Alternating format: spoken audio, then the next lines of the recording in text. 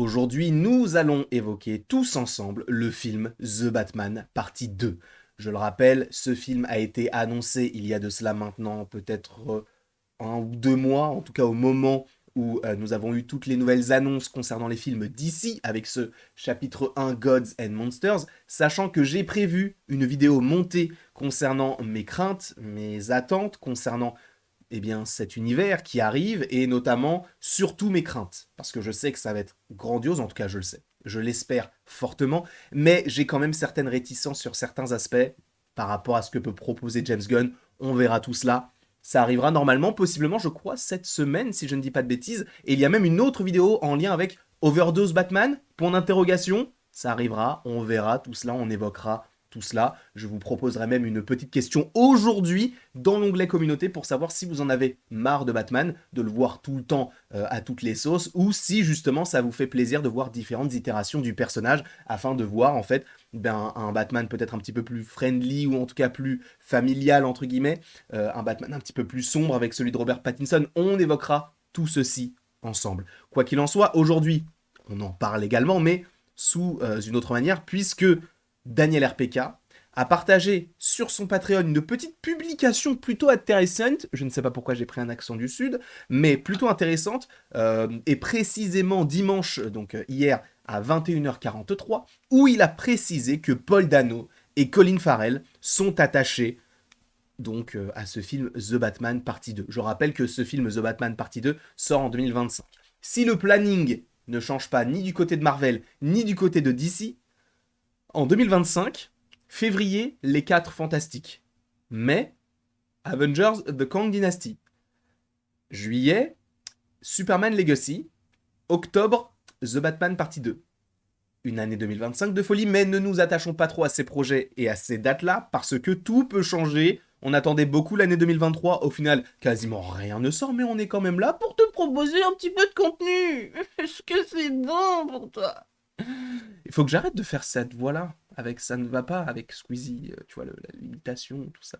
Mais, parlons de The Batman, parce que comme je viens de te le dire, Paul Dano et Colin Farrell devraient revenir dans ce projet-là. Et justement, en réalité, je voulais l'illustrer d'une certaine manière, mais avec mes petits doigts, j'ai tapé MCU The Direct et j'ai vu qu'ils avaient eux-mêmes fait un article afin d'illustrer ces propos-là. Donc ça peut être plutôt intéressant d'utiliser leur site et bien évidemment, lien en description.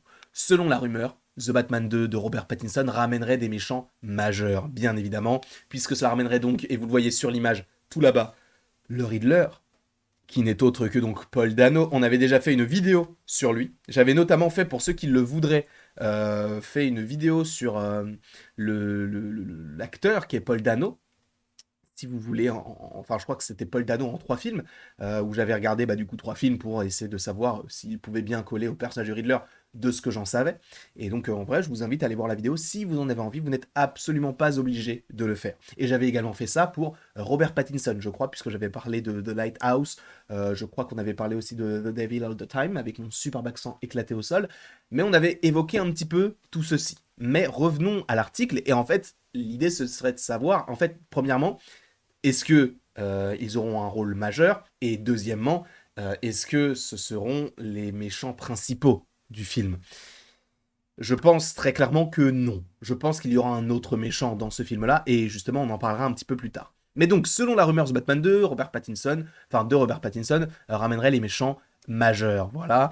Donc, alors que Robert Pattinson se prépare pour sa deuxième course en tant que Bruce Wayne dans The Batman Partie 2, deux des méchants de son premier film sont prêts pour un retour dans la suite de DC Elseworlds. Pour ceux qui ne le sauraient pas, du coup, c'est cet univers-là qui est un petit peu décalé par rapport à l'univers de DC classique qui est prévu par James Gunn. Et je ne sais pas si je vous l'ai dit pardon, dans cette vidéo-là, mais justement, je vous avais évoqué, enfin, je ne sais pas si c'est du coup de cette vidéo-là ou avant, le fait que j'allais faire plusieurs vidéos en lien avec l'univers de DC ce mois-ci et même en réalité jusqu'à la fin de l'année. Et j'ai même acheté des comics, notamment sur The Authority.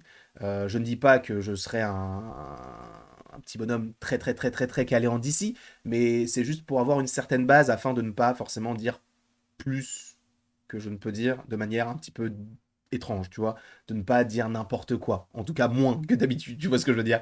Donc c'est pour ça que je voulais juste m'assurer un mini socle par rapport à ce qui pourrait sortir par la suite, donc on verra bien évidemment tout cela en temps voulu. Mais quoi qu'il en soit, revenons sur cette idée donc de The Batman avec le retour de ces différents personnages. Là, on parle donc, le casting de ce film continue de se réunir, en particulier avec le Joker de Barry Keoghan qui se cache dans les coulisses. Quelques-uns des méchants du film original semblent prêts pour un retour passionnant à venir en 2025.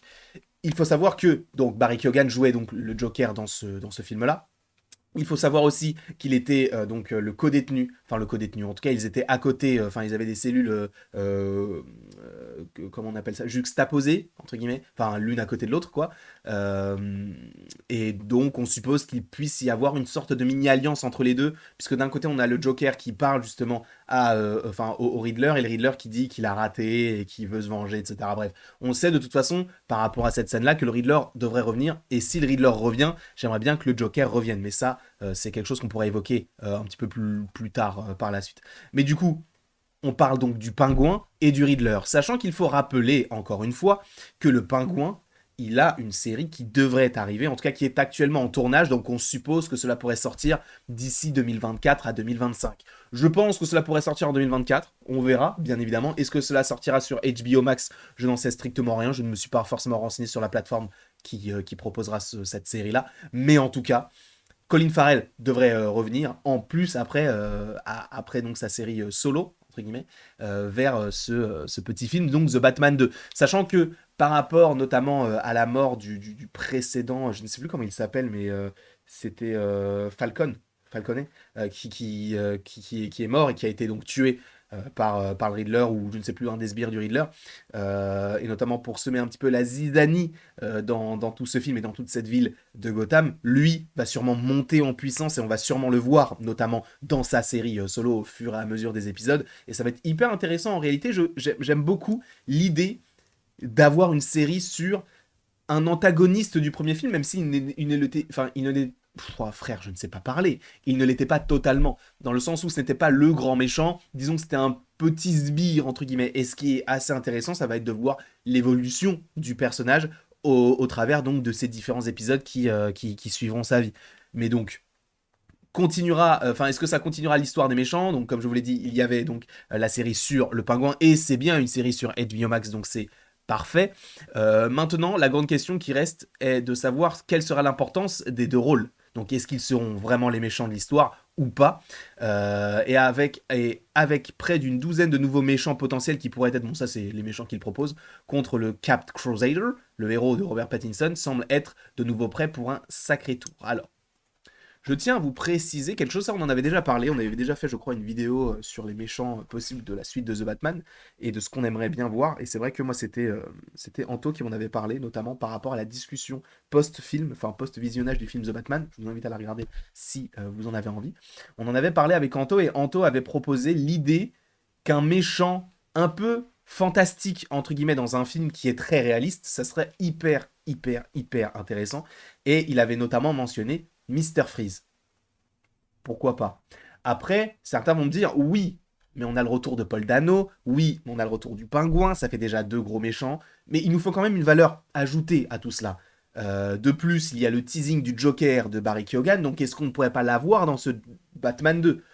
En réalité, oui, mais de manière un petit peu limitée, entre guillemets. Je pense que le méchant sera un méchant qu'on n'a pas encore vu. Je pense en fait qu'ils vont se focaliser par rapport à ce qu'il y avait déjà du côté des films de super-héros. Ça pourrait être assez intéressant, notamment par rapport au film Avengers. Dans le sens où dans le film Avengers, on a un teasing vers Thanos qui sera le grand méchant. Donc là, dans The Batman, on a le teasing vers le Joker qui puisse possiblement par la suite être le grand méchant.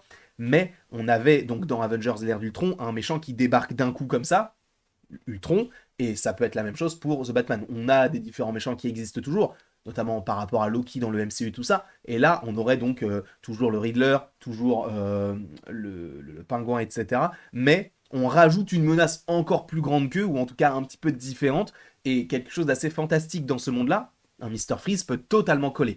Et en gros, je vous rappelle que Daniel RPK, il a sur son Patreon une sorte de mini publication qui est immense en réalité, par rapport à laquelle il met à jour certaines choses. Alors, on va dire que 50 à 60% des choses qu'il dit ne s'avèrent pas, parce que c'est un peu un fourre-tout. Il te dit ce qu'il a entendu et tout, et il ne change pas forcément ce qui était vrai ou ce qui était faux. Juste pour vous préciser quelque chose, il avait dit que dans Black Panther Wakanda Forever, il y aurait une romance entre Shuri et Riri Williams. Cela ne veut pas dire qu'on n'aura pas cette romance-là par la suite, mais en tout cas, on ne l'a pas eu pour l'instant dans ce film de Black Panther Wakanda Forever. Donc, il y a des choses qui ont changé, il y a même des choses qui ne sont pas arrivées. Donc, peut-être que lui-même s'est trompé, c'est fort possible. Hein. Je ne dis pas que c'est un dieu vivant, je dis juste que la plupart du temps, il a raison. La plupart du temps. Et c'est vrai que ça, on prend ce qu'on veut, mais il avait dit notamment, bah, du coup, il y a plusieurs mois, plusieurs semaines, même peut-être un an, je crois, que le méchant de The Batman 2 devrait être conditionnel, devrait être Mr. Freeze, et qu'apparemment, ce n'est pas qu'il serait temps pour parler, mais il se renseignerait sur des acteurs comme Giancarlo Esposito, qui joue dans la série Breaking Bad, qui joue dans la série The Mandalorian, qui est un immense acteur avec un charisme fou.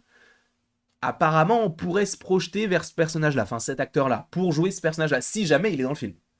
Donc on verra bien sûr en temps voulu, mais des méchants dans The Batman, bon courage à lui, hein, parce que avec le Riddler, le pingouin qui va prendre de l'ampleur et un supposé nouveau méchant, plus le Joker en background, comme dirait DJ Snake, oh, ça va faire peur. Ce film va être en tout cas incroyable et je l'espère fort.